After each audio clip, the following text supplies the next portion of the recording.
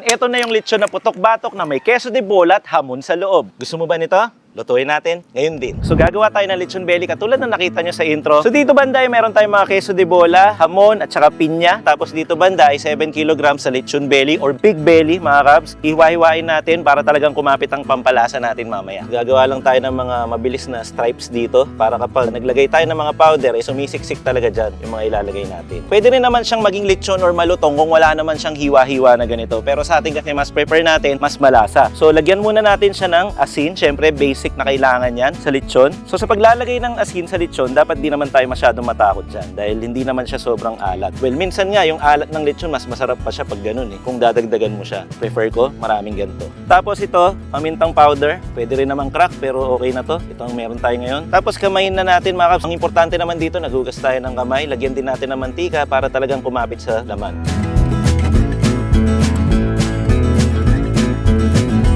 Tapos ang huling powder na nilalagay natin, optional lang naman to pero ginagamit ko to ng personal, lemon and pepper powder. So nakakaalis to ng ibang amoy or lansa ng kahit anong karneng ililitsyon. So basically para siyang tanglad pero lemon imbes na lemongrass. Nakakadagdag na rin ng kulay. Ayan. So gagawin lang natin itong mabilisan dahil ngayon lang ulit tayo nag-backyard. As you can see mga kabs, hindi ko pa binabanggit simula kanina na na-miss natin talaga ang backyard at marami naghahanap nito. Request granted dahil magpapasko naman, bibigyan namin kayo ng mga idea kung ano yung mga pwede natin kayo. Well, actually pag pinalabas na to baka tapos na yung Pasko ha. At least man lang sana makahabol sa New Year. Proceed tayo sa queso de bola. So nakikita nyo, ganito ang karaniwang kulay. Meron siyang pula pero tatanggalin natin yan. Actually wax na pabalat yan So i-slice lang natin konti hanggang makuha nating ipil. So pag napil nyo na or nahiwa nyo na, pwede nyo nang balatan. Ayan, ganda.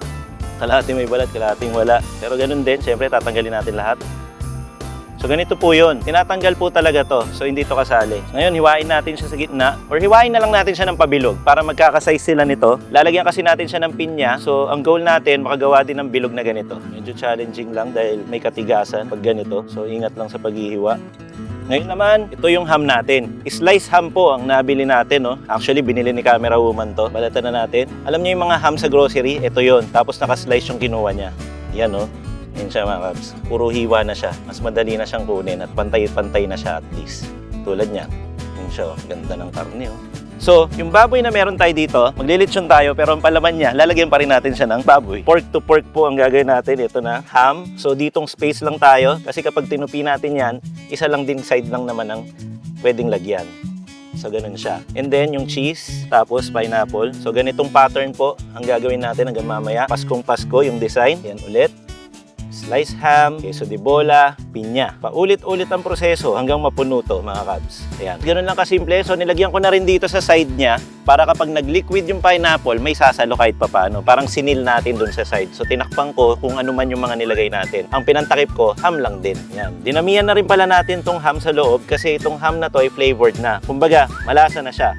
So kung ano man yung mga pampalasa natin dito sa loob kanina, mas dinagdagan pa natin. So ang ending nito, parang hindi mo na makikita yung queso de bola at saka yung pineapple kasi nga parang ginifrap na natin dito sa loob. Lalo na dito sa mga side kasi kapag naglilitsyon belly kayo, pag tinupi mo yon, yung magkabilang side, bukas kasi palagi yun So ito yung pantatakip natin. Okay mga kabs, ready na to? Pwede na tong i-roll. So itatali lang natin siya. Ito ang pinakamahirap na part actually pag nagbebelly ka. Yung itatali mo na siya, yung i-roll mo na siyang ganyan. Pero bago natin i-highlight yung pagtatali pala, munting na natin makalimutan. Sayang naman yung isang queso de bola natin kasi dalawa po yung binili ni Camera Woman Ang gagawin natin para talagang sulit at malasa dahil tinikman ko siya Ito'y sobre. Medyo parang siya parang white chocolate bar May pagka-creamy, mas namis. Konti lang yung alat niya. So ito rin yun. Ngayon natin, grate natin dito sa nabuo natin dito. Yan So kahit pa paano, umaatikabo na sa flavor itong lechon belly natin. Dami natin nilagay. So again, hindi po tayo naglagay ng kahit anong dahon katulad ng tanglad o dahon ng sibuyas. Kasi po, ang ginamit natin dito, lemon powder na mismo. Yan, okay na siguro yan. Again, tinikman ko po yung cheese, hindi naman siya ma-overpower ng alat kaya nilagyan natin ng ganito. So balik na tayo dun sa pinoporma natin kanina. Isasampa mong ganyan. Tapos itatali natin dito. Pagbilang nyo ng mga 5 segundo hanggang 10 segundo, nakatali na to. Ganun lang kadali mga kabs, natali na natin. So yan, mga 15 minutes din siguro yun, inabot natin. Medyo mahirap nga lang siya at nakagawa tayo ng 6 na tali dito. Punasan lang natin siya ng paper towel dito para siguradong tuyo yung skin side niya. Para ma-achieve natin yung lutong na gusto natin. Sa karaniwang lechon, syempre yung lutong talagang importante doon, no? Pero bago natin ilagay dito, nag-ready na ako ng grill para may patungan po yung lechon natin. Syempre lalagyan natin yan ng mantika para hindi dumikit yung lechon natin sa oven. Yan. Tissue lang ang gamit natin, tsaka mantika para sa grill. Pag okay na yan, ililipat lang natin tong lechon na ginawa natin. Ayan, bago natin isalang, meron tayong toyo mixture dito. 70% ng tubig at 30% ng toyo. Kamayin na lang natin para mas maganda yung pagkakadistribute ng kulay sa balat. Habang ginagawa ko to, naka-preheat na po yung oven natin doon. Pinipreheat natin siya sa 400 na temp para sigurado naman yung init na mapipressure yung mismong balat. Ang style kasi natin dito, binibigla na natin sa init yung balat. Kailangan sa unang oras, ma-achieve na natin yung lutong, tapos saka natin hihinaan ng paunti-unti para maluto yung loob. Yung ibang atake na karaniwang napapanood nyo or mga nakikita nyo naglilitsyon, baligtad naman. Inuuna nila yung mas mahina, tapos pag sa dulo, tsaka nila nilalakasan. Pwede rin naman yun, pero para sa experience ko, mas effective, biglain na natin sa unang oras pa lang. Okay, so ready na to. Pasok na natin sa oven. Tara! Update lang mga kabs, 420 Fahrenheit po ang ginawa natin para sagad sa init talaga at ipapasok natin. Check natin to sa loob ng 1 oras. Babalikan natin. Tapos sara. Dito banda, shoutout po sa mga order na lechon, sinabay na natin. Ayan, bago magpasko po nung nashoot ang video na to, so may kasabay tayo ng mga order. So, after 1 hour, babalikan natin, papahiran ng mantika at tignan natin ang kulay at kung malutong na nga ba. Tara!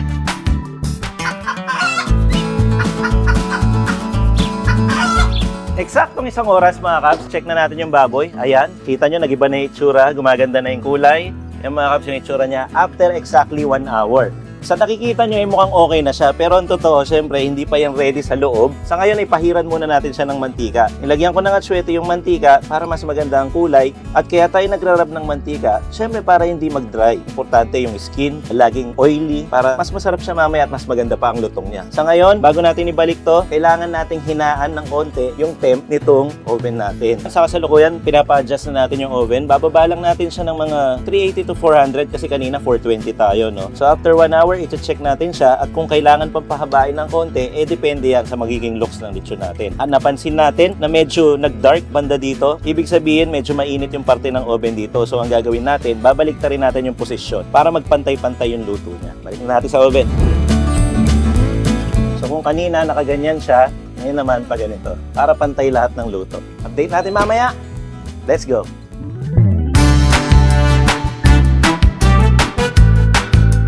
Total ng 2 hours and mahigit na 10 minutes. Ayan na itsura niya mga kabs. Kulay lechon talaga yung pinain natin. Ito yung mix ng toyo tsaka tubig kanina. At kung naririnig nyo, talagang mainit kaya dahan-dahan lang tayo. Ayan na siya. So kailangan lang natin siyang punasan para dun sa mga sobra niyang mantika sa balat. Tapos i-rest lang natin to ng mga 10 minutes bago natin biyak-biyakin. Pero sure ball na malutong na yan mga kabs. Yan o. Maya biyakin na natin to tapos kain na tayo. Ito na yung lechon na putok-batok na may queso de bola at hamon sa loob. Perfect sa bagong taon. Kumain na tayo, wag na natin patagalin. Let's go!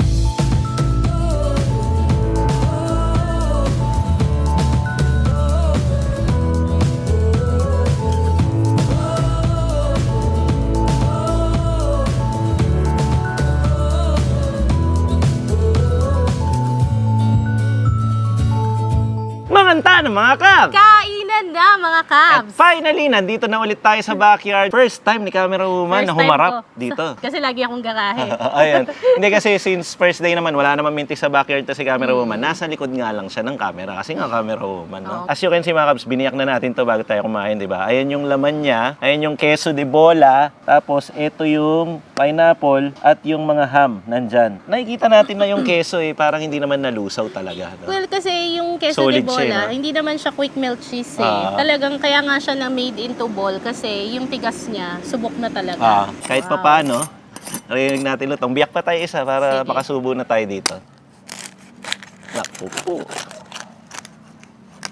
Tig-isa tayong bilog. Wow! Magkano po order niyan, Capsule? Hindi ko alam magkano order nito dahil hindi ako nagpapa-order nito. Puro kutsinilyo lang po Grabe, tayo. ang laki. Ayan, tingnan mo. Tignan mo yung juice. Ay, nahulog. Hindi ko na makuha, nahuhulog yung laman. Pero ito siya, para siyang gulong eh. Hindi ko lang makuha, nahuhulog na. Diyos ko po, yung pineapple, ito sa'yo. Pero ang init niya. Mainit. Bago Mahirap. kasi. Okay. Tama, nakasilip pa ako dito. Cheers! Mm. Mm? Mm. Tapos ko yung cheese. Mas yung ham. Para kumpleto, syempre ilabas na natin agad to. Wala nang masyadong madami pang palabok. Ito na, damprik. Kusang nga naman, Ganyan natin magpapasko, tapos maraming leksyon ngayon. O yung iba, pinaki-Christmas party daw nila Ay, to. ang Pinamimigay. daming Ang laman. dami. Alam niyo ba mga kabs, ang mahal ng sili ngayon, pero tuloy-tuloy pa rin kami sa pagnanamprik. Ganyan pa rin siya. Same pa rin, same pa rin yung presyo. Wow, hindi lang ito nagpo-promote. Same pa rin ang presyo. Hindi kami nagmamahal, kami na nag-adjust. Ay, hindi ka nagmamahal. Magmahal ka. Mahal kita. Nag-walkout. Nag-walkout na po yung sa videographer nating single. Paalam, tol. Pasensya ka na. Sa usaw mo, mawala init to. Ito, babad mo sa namprik. Ay, ito, may Namprik ang pang solusyon. Ano po. Cheers. Pag backyard mga kab, hindi naman kami masyado magsasalita dito. Kain na lang. Ayan o, pineapple at cheese. Alam mo yung yung ham, tsaka yung cheese, tsaka yung pineapple. Ang ginawa niya lang sa lechon aroma. Hindi siya masyadong kumapit Hindi talaga kumapit. yung lasa. Gutin na lang, nilagyan mo ng asin tsaka paminta. So may lasa pa rin naman siya. At saka usually naman pag sa lechon, ang nagdadala talaga, sausawan. Yabili na kayo ng lampret. Nung una kasi, akala ko, malasang malasa tong cheese. Kaya medyo nagko-control ako. Tapos habang ginagawa ko yung nilalagay ko yung asin, di ba na? Gamihan ko lang. Wala namang ibang pupuntahan niya, kundi yung powerful na lasa eh. Magaling talaga mag-lechon si Gabs kasi parang na-master na niya yung kahit anong palechon mo sa kanya dun sa oven. Kumbaga parang yung oven namin tsaka si Gabs in sync na silang dalawa. Ganun ba yun? Parang, Kumbaga sa pag iba gumamit niyan baka mga amo. Diba? maganda na chemistry namin noong oven. Hindi, naalala ko pa 5 taon na yung nakakalipas. 5 taon na tayo nasa lechon business, mga kabs. Yung ginawa natin technique, nauna yung init, binigla ko na siya. Paulit-ulit ko sinasabi kanina para kung susubukan nyo, mas maganda ganung way eh. Gugulatin mo na siya, pagpasok ng oven, ay, ang init talaga. Parang ganun yung reaction ng balat eh. So, mangyari dyan, babanat agad yung mga balat, tapos magkikrisp na. After 1 hour, crispy na agad yun. Tapos paglabas mo, papahiran mo, balik, tsaka mo unti-unting bababaan. Napapanood ko mga nagre-lechon, hinuhuli talaga nila yung lutong. Inuuna nila yung luto sa loob. Ganun ginagawa nila, mahina sa Pero una. hindi nila alam, habang umiinit na sa labas, naluluto rin naman sa loob. So pwede namang ihuli, pwede naman i-extend, basta ang ma-make sure. Actually, lulutong pa rin naman kahit last hour mo siya iisa lang. Ang problema, yung tagal. Pwede siyang lumutong for span of like 2-3 hours. Pag nahanginan, hindi na siya good. Marami na akong eksperimentong ginawang ganito, mga kabs, sa larangan ng pag-business. Ang dami kong sinayang ng lechon na kutsinilyo nung nag-uumpisa. Siguro, Nasusunugan pa tayo. magkano ang baboy? Na isang buo. Hindi Tapos, sa joke. tina-trial and error ko lang, mga kabs. Hanggang sa tinuruan ako ng isang lechonero na dapat gulatin mo na siya sa una pa lang. Kasi make or break yun. Pag yung lechon, pag di mo napalutong, sa unang oras nito, fail na Fail yun. siya. Kaya ang dami kong nasira na lechon. Ang ginagawa namin, pinapaksiw na lang namin. Kasi sinisigang, mga ganun. Alam mo ba, Kabs? Yung lechon belly, nag-originate talaga yan sa Cebu. Aba, may trivia pa ha? Sige nga. Nag-originate Kwentuhan mo siya kami. sa Cebu. Ang naka-invento siya. Actually, hindi naman siya na-invento kasi ginagawa naman siya before. Pero kinonceptualize siya ni Marlon Gotchan. Taga Cebu siya. Pero ang lechon talaga, yung lechon Matagal na yun buo, 1920s pa. Kasi nga, dahil sa Spanish colonization, kumbaga na-adapt nila, nagkaroon ng lechon noong 1920s. Pero yung pagkaka-conceptualize ng lechon belly, sa Cebu nagsimula, ni Marlon Gotchan, ang pangalan niya, COLB, Cebu's Original Lechon Belly. Tapos parang na-register siya na siya talaga yung nauna noong 2012. Kasi ang Cebu Lechon noon, ang Cebu Lechon Belly nila is yung usual Cebu Lechon na maalat, na ganyan. Hanggang sa syempre, nag-innovate na lang na nag-innovate. Gaya namin. Nakailang beses na lechon belly kami dito sa may backyard. Iba-iba yung palaman. May palaman na kanin, may palaman na mga pampizza, may palaman na sile, iba-iba, di ba? Kasi kahit ano pwede mong ipalaman sa loob ng baboy eh. Basta nakakain ah. Basta nakakain nga. In short, kahit papano, ang lechon belly ay original Pilipino pala na luto. Galing creative mind nung gumawa. Na-conceptualize na ganun talaga na magkakaroon ng lechon belly. Buhos kaya natin sa kanin to. Sabi nila pwede. Yan o. Tapos tabunan mo nito. Nakakamiss mag-backyard, no? Nababasa ko sa comment section, mag-backyard daw ako. Iniisip ko nga, kung mag-backyard ako, magluluto ba ako, ano? Tapos anong lulutuin ko? Sabi ko sa Comment kanya, nyo na lang magluto siya sa baba kung anong gusto nyo lutuin ko. Actually, Request na originally, lang kayo. ang plan namin dito, bringhe ang papalaman namin. Yung parang paella, lulutuin sana niya kasi yun yung ipapalaman ko. Kaya lang, bago po magpasko na shoot ito, so iniisip namin, busy tayo ng mga mamaya at saka bukas. So, wala na tayong oras para mamalengke ng mga pang bringhe. In short, madali ang plan. Madali yan lang. Buti nga ito, nabili niya kanina eh. Magkano ba nabili yan? 7 kilos to, nasa 3-4. 7 kilos Spicy din lechon talaga din. baboy, mga Pero kapso. kasi, nung nilechon namin, binawasan na namin, tinanggal na namin kasi pag binili mo to may ribs Buto. eh. So yung ribs pwedeng pang kaldereta. Tinanggal ko yung buto. Ay, Kaya sige. anong papansin nyo, ganyan na lang agad siya. Balat, taba, karne, yun na yun. Usually hanggang dito pa dapat yan eh. Sa cheese, yung ano niya. Sige, hiwa pa tayo. Yan o. Tapos gawa Ay, tayo. umusok pa. Gawa tayong ano, Musok. lechong kawali. Ito ang problema sa belly mga kabs, no? Pakita natin, no? Pagka magbibeli ka, syempre yung ilalim, malambot yan. Syempre makunat yan. Kasi, nung nilechon natin siya, nakatayo siyang ganyan. Lahat ng drippings yan napupunta Doon sa lang ilalim. napupunta lahat. So, napitpit siya. Ganun talaga siya. Hindi man natin pwedeng baliktarin, o ito namang side na to. Kasi masisira naman yung taas. Ganun talaga yung sa belly. Unless iniikot siya, ano? Oo, Oven kasi presentation-wise to eh. naman kasi, kapag naka-oven ng belly, talagang ang priority mo yung nasa top, yung nasa ibabaw. Wala tayong lechong kawali dito. Alala ko, pag anli, ganito yan eh. Ganito yung tsura. Oh. Tsaka, legit yan na lechong kawali kasi belly, hindi ano, hindi... Tinatawagan na tayo ng ambulansya. Kung naririnig nyo sa background, mga kabs. Grabe, natatakot na nga ako eh. Huwag na masyadong ikanin. Tingnan nyo yung butil ng kanin ko, may secret yan. Mga katulad ko na 30s, alam nyo kung anong kanin to. Ikaw na ang healthy. Tayo, totoo yan eh. Ay, totoong kanan to. Pero first meal of the day ko.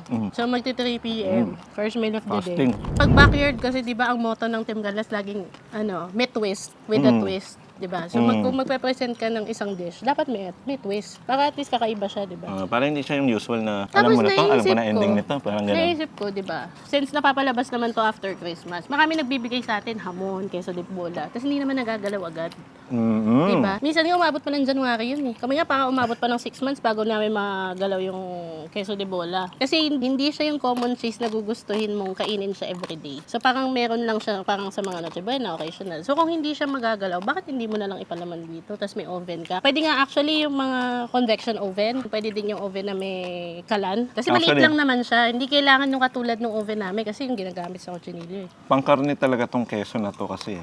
Partner siya sa karne, hindi siya tinapay.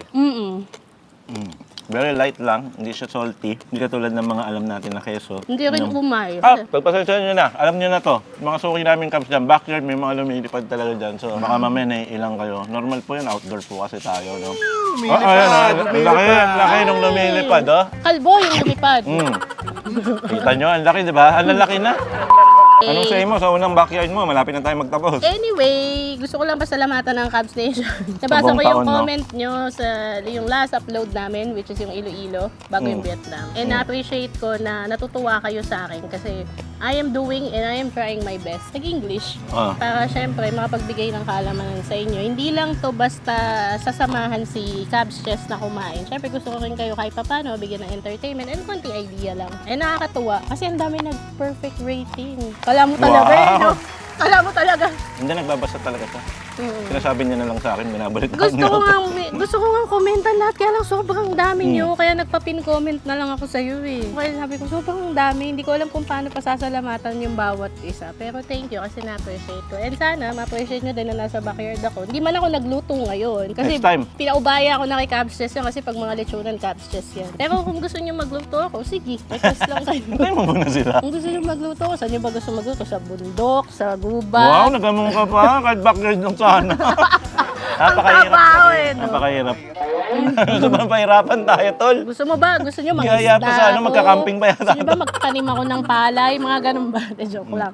Hindi yun. Kung gusto nyo lang, sige. Hindi, sa totoo lang. Napakahirap kasi talaga mag-backyard cooking. Kaya napansin nyo talagang tinaliwas na namin lahat. Nililimit Iniba talaga. na namin. At saka mas uminit na ang panahon ngayon. At saka syempre, mas lumagdag na yung edad natin. Hindi na katulad dati na kaya natin magsisigaw-sigaw dito. Dati, Magtatakbo-takbo, magtatalon. everyday.